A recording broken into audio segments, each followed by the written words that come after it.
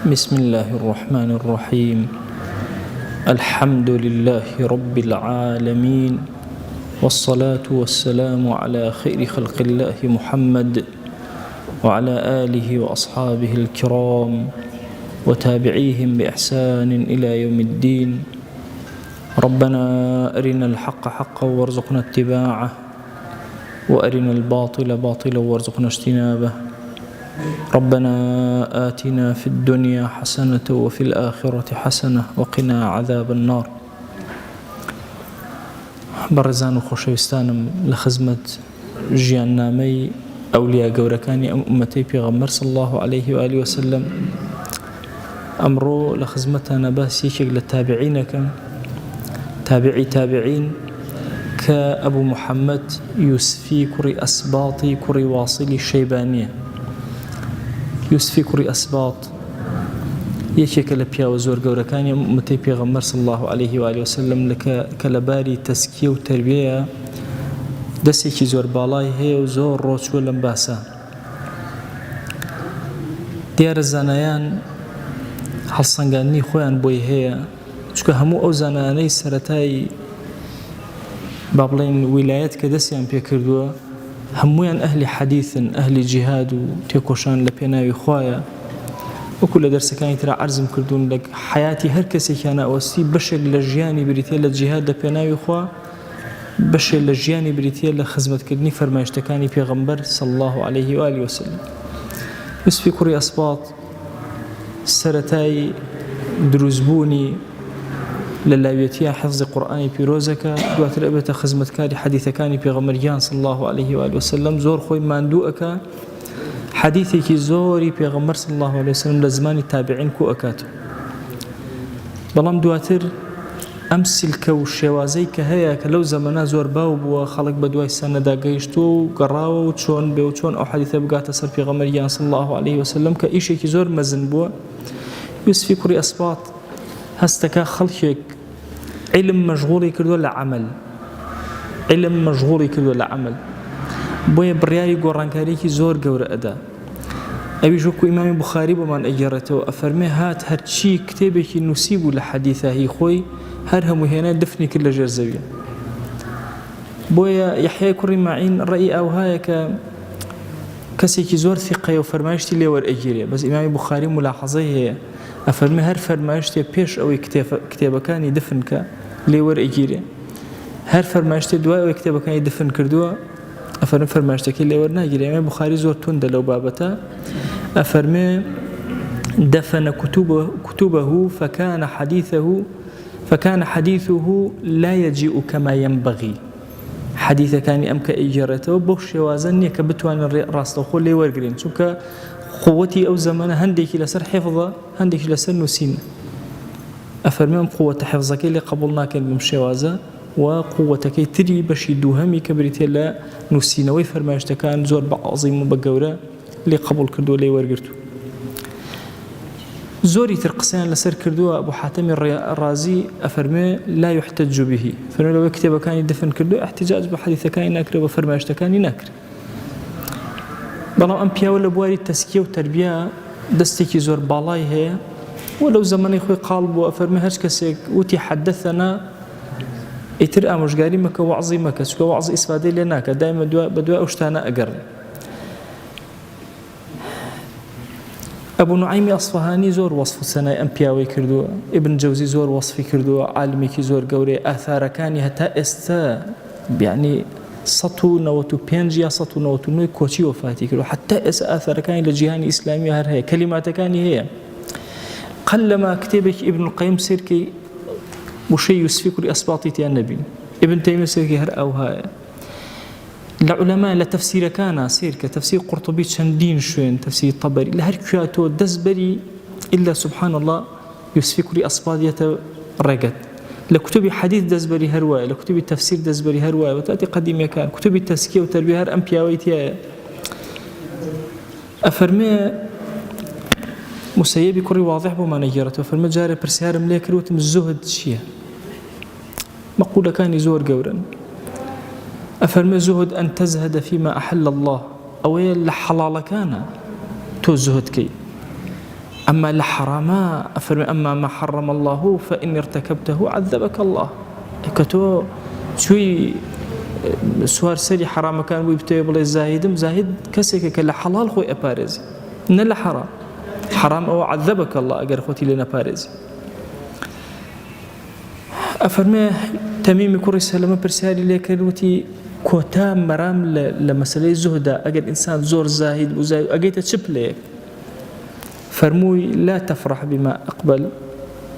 أقبل ولا تأسف على ما أدبر أوي كروتي أكا ضل خوشو كيف خوش ما بي أوش كأرواء أسفي ومخواز أجر حالتك أولا دروني تويا دروز أو استقرار إترتوجش تحالتي زهد برسياريان ليك روتيان أي غاية تواضعتي تواضعي زورت هبي أجيت تشبلك طبعا أما زور كات كيكتر أبينين يعني واهستكين تواضع هندشتي ظاهرية إنسان هندجا نفسي خوي بشين لبرابر كسكاين ترى أو بشيكي بتشوك للتواضع إمام عمر رضا رحمة الله عليه بالرجل خلقي كو كردوا كورة خلقي نها من فلاني كورة فلانم كورة من شوانيم أكر بوي شندنك شيريني اشتيكم بدني شيري وشكراوة اشتيكي لو بابتانا بدني أبوانا من أهاتم بكشك أو مأكرت شواني مأكرت الله هات أخوار وعبد الرحمن كورة أو بيودي أميري إيمان دا أخو حيش النكر هالخوتش كان فرمي أما أوي لهاد أوام لكرت برز خوي ببرز سير أكرت وتنبابيها الموشويني خوي أستي خوي أما بشكل التواضع بشكيتر بس يضل ناخي إنسان بزانو يسفي كوري أصبات شيء أفرمي التواضع أما أن تخرج من بيتك فلا تلقى أحدا لما لي خود درتوي هيج كسجنبيني إلا رأيت أنه خير منك وهاي ببيني كأو كسلتو باشتر بوي التواضع أما زور كاد إيمان داران لبيني يكترا جورك للترفع من هي حساب بوي يكتر ناكين بيمان واي إما يعني زاهدترين كسي أمسر زين باشترين وخوهالي بجاردين شي ما نكردو والله شوي تمزقوتك وخود لخلقه باشتر زاني بزان خلق لتواضعي توياهي همويا لخود باشتر بزاني سواء ملاي غير ملاي عالمي غير عالمي ناخوات ممكن شواني كي دامامي قرب سر أو ذكر أوراد وخواناسي وضل بيوسي لغا الخوايا برستر بي لا تؤزو برستر الله إخوة مقام عبودية مقامي معنوية جاري وهي إنسان للظاهرة هيتشي نهشتوته وبرام لباطنة هيتشي نكردو بوي أفرمي غاية تواضع أخيرك أمي أبي بقيت أوي لمالي خود درشوي هرج إيمان دارك تبيني لخود بباشتري بزاني خود لهميان بخراب تربزاني وهابي تبيشاوت سهلي كوري أبي الحسن أجارته أفرمي جملة أبو يسفي كوري أصباط باسي أوان لا أكرك بيابك ترك الدنيا وكو أبو ذر غفاري وكو سلمان فارسي وكو أبو درداء بيما نتوى الزاهد شيء زهد شيء فرمويتي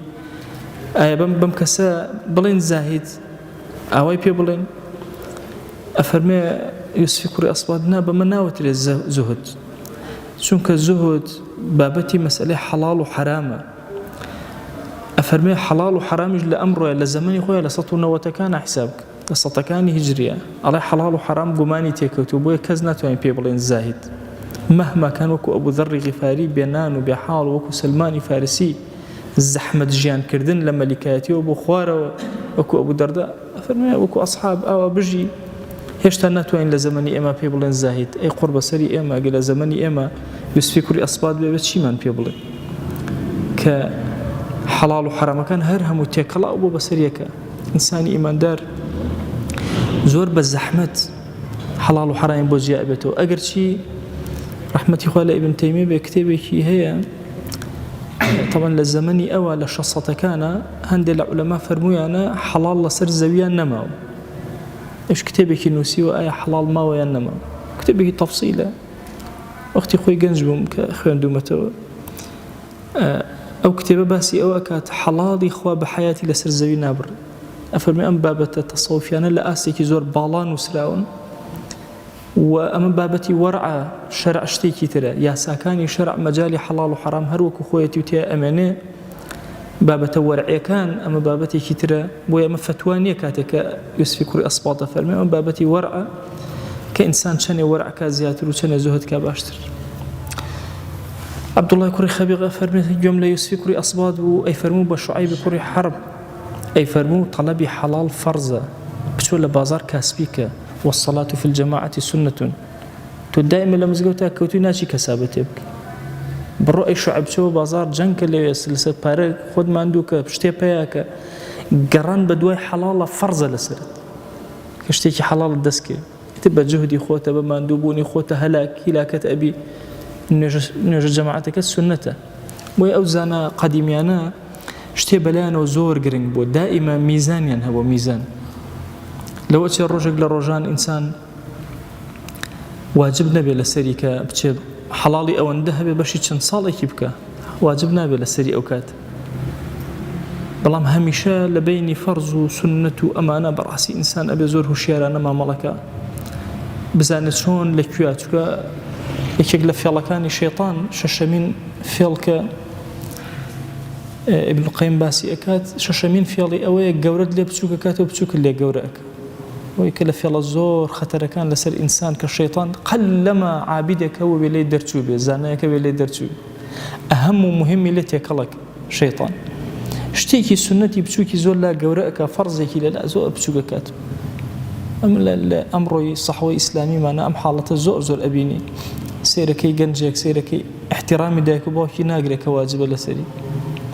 بلام سيركي كمل السنة جواني في غمريان صلى الله عليه وسلم زندو أكاد من نارين أومك سنتك بك بزيادة شكا متابعي في غمر صلى الله عليه وسلم واجبك قوري سرشاني إما هر أومان ما وتوشانا زي بيو بكينك شون سنتكاني أكوين بلام أبي زور أقام اللي بنكوين الداوي شيطان وكا بهوي كمل السنن خومان وكمل فروضيات من لدز درج حتى فرض عين كفاية إنسان أجر فرض عيني لسربنا بفرض كفاية بك مش عينك جاب جك هو التعيين بو لسرب وهكذا أو بابتك تفصيلك رحمتي خويا يوسف كوري أصبات إشارتي في كل أبو شعيب كوري حرب أفرمي زهد تنها أوني لما ماضي الدنيا خود بقريته زهد للرياسة زور مشكلة هم إنسان حزك الرئيس به توزيعي إنسان كعلماء قديمي كريو إمام غزالي باسي أكا بشكي لإنسان لصفات كاني بشكي ألوهية طبيعتي إنسان بشكي شهوانية بشكي سبوعية بشكي شيطانية إنسان فرمي لسوار بشك بيكاتو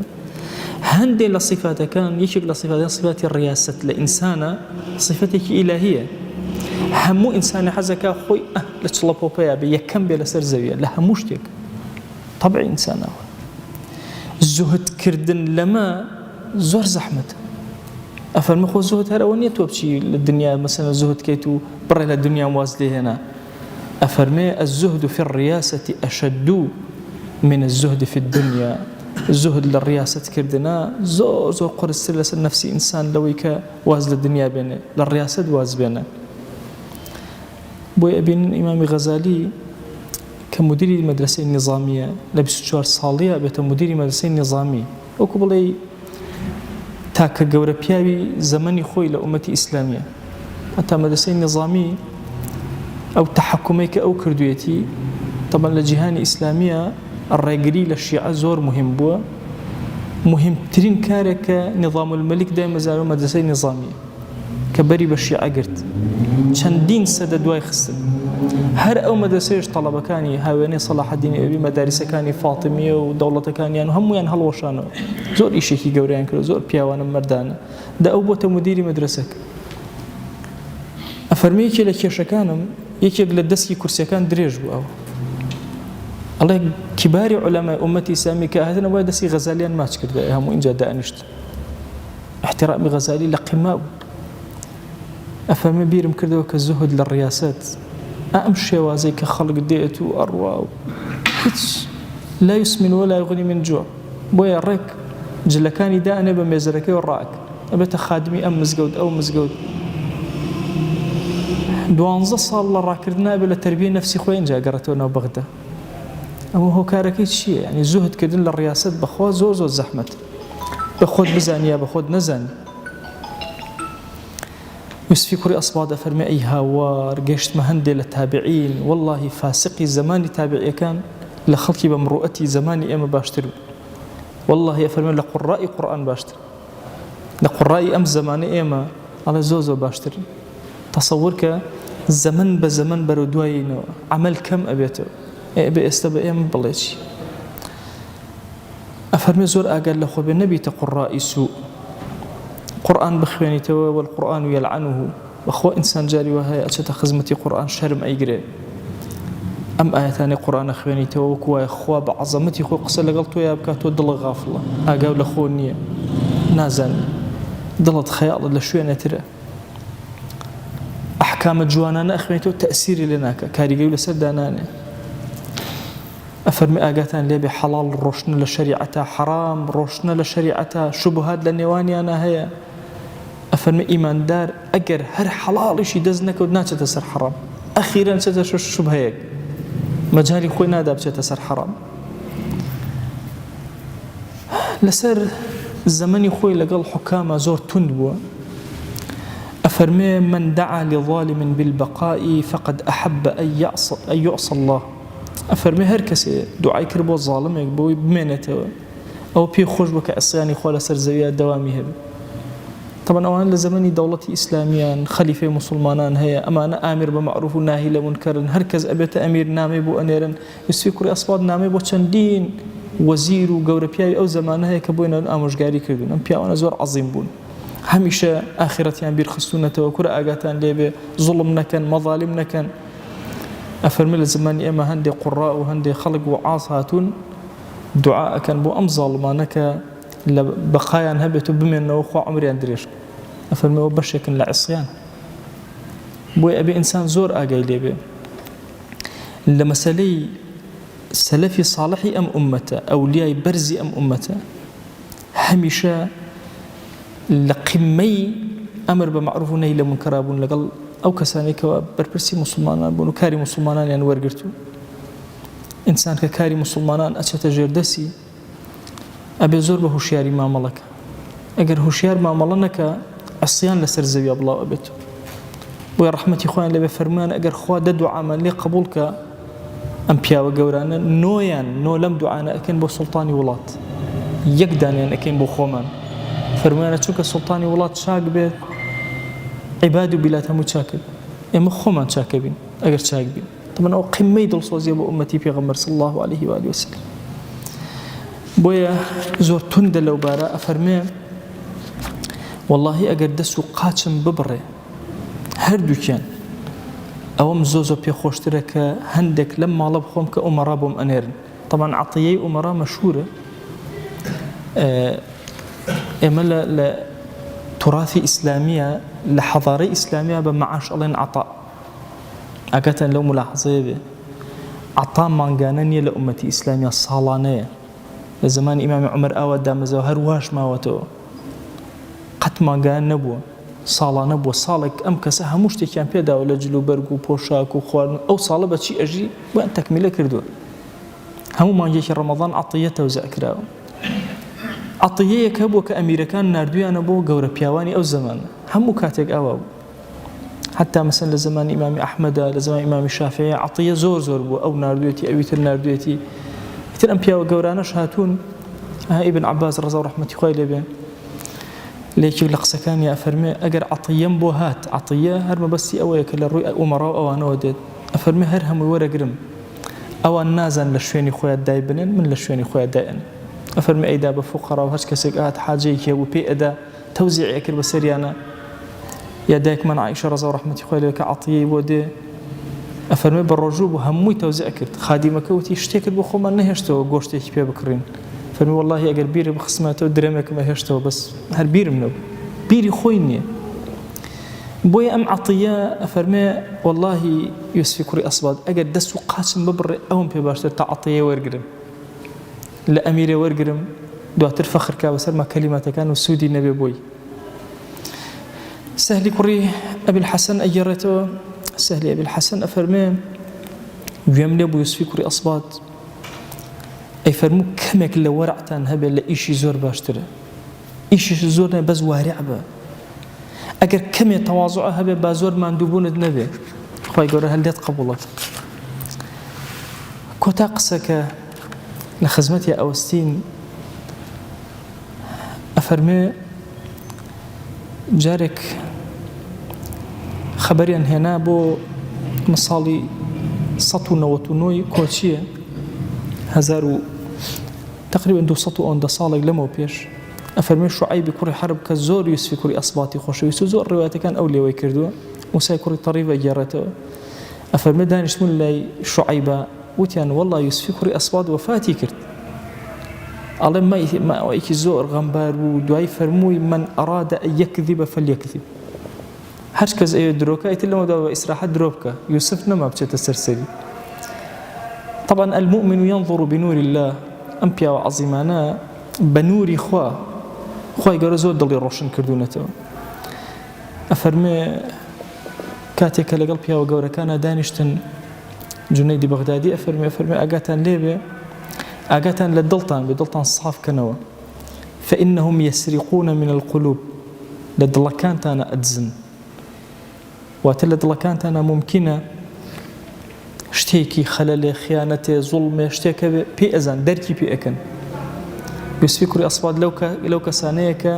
ئەوەندە دەروون و ڕۆحی پاکە شوعەیبی کوڕی حەرب ئەگێڕێتەوە ئەفەرمێ ئەگەر کەسێ درۆیەکی بکردایە ڕاستەوخۆ یوسف پێ ئەیزانی کە درۆەکەیە ڕاستەکە طبعا ئەمەش بە سنەتی زۆر ئەکرێ لە فەرمایشتەکەی پێغەمبەر صلی الله عليه وسلم ئەفەرمێ عەبدێ لە عەبدەکان ئەوەندە سنەتەکە ئەوەندە شوێن پێغەمبەر ئەکەوێ صلی الله عليه وسلم لە ئەخیرە كنت سمعه الذي يسمع به وبصره الذي يبصر به ئەبێتە کەسێکی تر بەصیرەتی ئەکرێتەوە نەک ئەم چاوانە چاوی دڵی ئەکرێتەوە يراه ما لا يرى الناس شتانی ئەبینێ کە خەڵک نایبینێ ئەفەرمێ شوعەیب فەرمووی دەی کێ ئێوە درۆ بکە ئیتر لەمەدا بە ئیسراحەت بیکە چونکە یوسف نەماتەوە کەشفی بکە بۆیە ئینسان زۆر ئەبێت لەم مەیدانی خواناسیە بزانێت چۆن مامەڵە ئەکە چۆن ئەڕوە چۆن خواناسی ئەکە بەخوا سەری ئەم زەمەنە مەکەن زەمنێکە وشک لە عەبدایەتیە وشک لە تاعەتە وشک لە قورئان خوێنە وشک لە نوێژەکەین بێ ئاگا غافڵ ئەمانە پیاوانێک بوون لە زەمنێکە ژیاون زەمەنی قمەی حەضارەتی ئیسلامی زەمەنی قمەی ڕازگۆیەتی ئەمە بەم شێوازە عەبدایەتی خۆ ئەکەن بەم شێوازە ئیناس بەڕاستی ئەمانە تێگەیشتون صەلوا کەما ڕەئەیتمونی ئوصەلی یعنی ڕۆحیان وەکو ڕۆحی پێغەمبەر صلی الله عليه وسلم نوێژی کردووە دڵیان وەکو دڵی ئەو نوێژی کردووە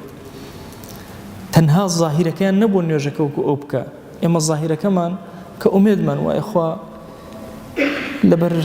دووریمان لە خزمەتی پێغەمبەر صلی الله عليه و آله وسلم ئەم کرچ و کاڵێمان لێ قبوڵکە ئەگەر نا بەڕاستی ئەم نوێژە ناکاتە ئەو نوێژەی کە شەریعەت ئەیە ناکاتە نوێژێک کە ڕۆحمان بۆ ئاسمان بەرێ ناکاتە ئەوەی کە لەو کاتێک کە زۆر ماندووین پێغەمبەر صلی الله عليه و سلم بفەرمێ ئەڕیحنا یا بیلال یا بڵێ وجعلت قرة عینی فی الصلاة قرة عین کە ئینسان تەواو دڵی ئارام بێ چاوی ئارام بێ ڕۆحی ئارام بێ لەناو نوێژە ئەوە کام نوێژە ئەو نوێژەی ئێمەیە کە ئاگامە لە خۆمان ئەو تاعەتی ئێمەیە کە ئیکەین بۆی ئەم پیاوە گەورانە لە خواناسیە زۆر ڕۆچوون لە ئەخیر پلابوون هەندێ بابەت هەیە کە یوسفی کوڕی ئەسبات باسیەکە فەرمێ 40 ساڵ خەریوم تا ئەو نەخۆشیم لە خۆمان نەهێشت 40 ساڵ مجاهدەکەی لەگەڵ نەفسی خۆتە 40 ساڵ لە هەندێ ڕوایەتە هەندێ ئەخلاقی خۆی باسەکە ئەفەرمێ 26 ساڵ خەریوم تا ئەخلاقم لە خۆمان نەهێشت ئەمانە ئەهلی مجاهدەن ئەهلی پیاوەتین ئەهلی بەرزین لە خزمەتی دینە بۆیە زۆر پێویستمان بەوەیە شوێن ئەم گەورە پیاوانە بکەوین ئەم کەلیماتانیان تەنها لە پێناوی ئەوە باسەکەین شەرم ئەکەین کە باسی ئەکەین بەڵام ئەمانەوێت لەم زەمەنی بێدڵی وشکێدا خوا ڕەحمێکمان پێ بکات و ئاوێک بکا بە ئاگری ناخی وشک بوومانە لەعەل لە ڕۆژێک لە ڕۆژان دروست ئەبینەوە ئەتوانین وەکو ئەمانە چێشکەین لەزەتکەین لە تاعەت و عەبدایەتیمان خوای گیان لێت ئەپاڕێنەوە لێت ئەلاڵێنەوە بە ڕەحمەتی خۆت و بە کەڕەمی خۆت و بە زەی خۆت دەرگاکانی خێرمان بەسەرا بکەرەوە یا رب العالمین لە هەموو گوناهەکانمان ببوورە یا ئەکرەم الئەکرەمین گوناهێ بە ئاشکرا کردومان عەفومان کە گوناهێ بە پەنهان کردومان عەفومان کە گوناهێ نەمانزانی کردمان عەفومان کە گوناهێ زانیمان و زیادەڕەویمان کرد لە حەقی تۆیە یا ئیلاهی عەفومان کە پەروەردگارە پەنا ئەگرین بە تۆ لە غەفڵەتمان پەنا ئەگرین بە تۆ لە شەهوەتمان پنا ئەگرین یا ئیلاهی بە تۆ لە ڕیا لە تەکەبور لە ترسنۆکیمان، پنا ئەگرین بە تۆ لە فەقیریمان، پنا ئەگرین بە تۆ لە کوفر، پنا ئەگرین بە تۆ لە شرک، پنا ئەگرین بە تۆ لە بیدعەت، پنا ئەگرین بە تۆ لە دڵی پیس، پنا ئەگرین بە تۆ لە چاوی پیس. پەروەردگارە پنا ئەگرین بە تۆ لە عوجب یا رب العالمین. خوایە داوای عەفوت لێ ئەکەین یا رب العالمین. ئیلاهی طەڵەبی مەغفیرەت و ڕەحمەت و بەرەکەتت لێ ئەکەین یا ئەکرەم الئەکرەمین. پەروەردگارە بەخوا ئەگەر هیچ شتێکمان نەبێت لە حوزوری تۆیە بەرزیکەینەوە،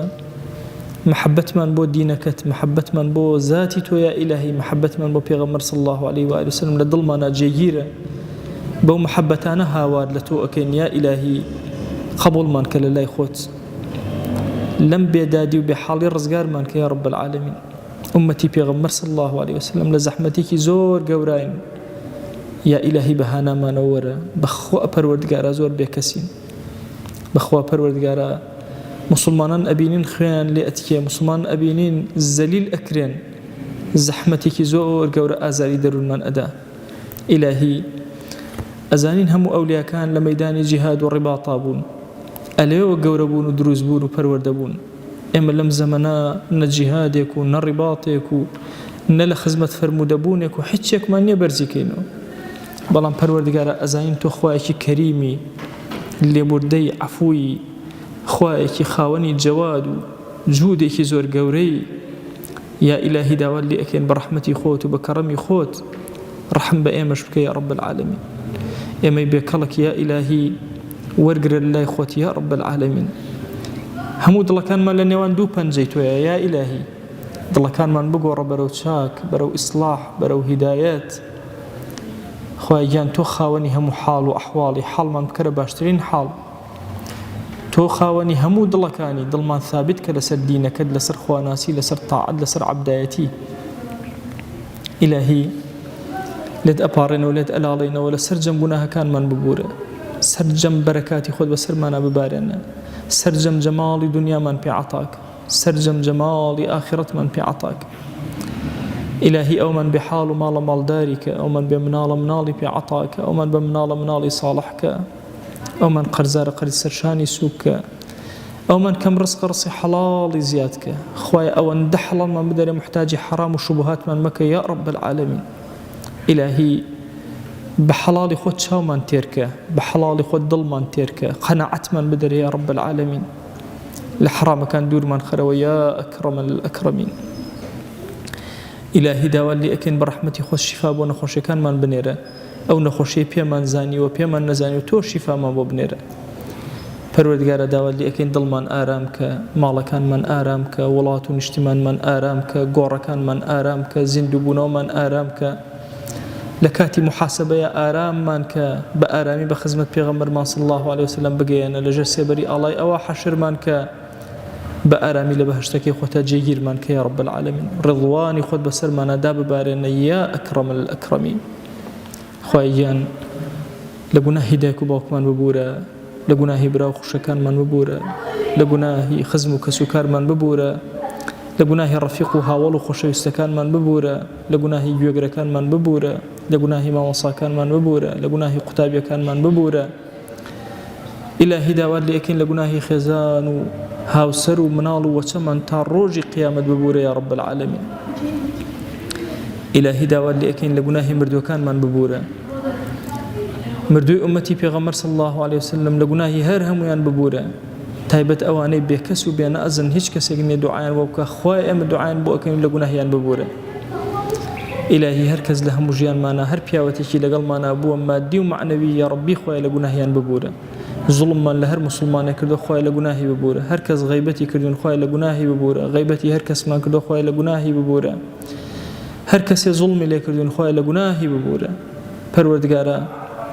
داوات لێ ئەکەین بە ڕەحمەتی خۆت و بەزەی خۆت و بە کەڕەمی خۆت، بەخشندەی خۆت بەسەرمانە ببارێنە، عەفو و عافیەتی خۆت بەسەرمانە ببارێنە. ئیلاهی نیعمەتی زۆرت پێداوین، ئێمە زمانی شکرمان نییە یا ئیلاهی، بە دڵ هاوار بۆ لای تۆ ئەهێنین. خوای ئەو نیعمەتانە چۆن پێ عەتا کردین، ئاوە بۆمان زیادکە، بۆمان تاوکە، بۆمان تەکمیلەکە، ئیدامەی بدەرێ لەگەڵمانە یا رب العالمین. ئیلاهی زەلیلی سەر جێگەمان مەکە، زەلیلی ناو سجنەکانمان مەکە، زەلیلی دەستی مرۆڤمان مەکە، محتاجی دەستی نامەردمان مەکە. إلهي خوت وبكرمي خوت حتى كوتاي عمر من يا إلهي نعمتك كانت شاو من ليور مقرر نعمتي بستن من ليور مقرر إلهي داوات لي أكين برحمته بزي خوت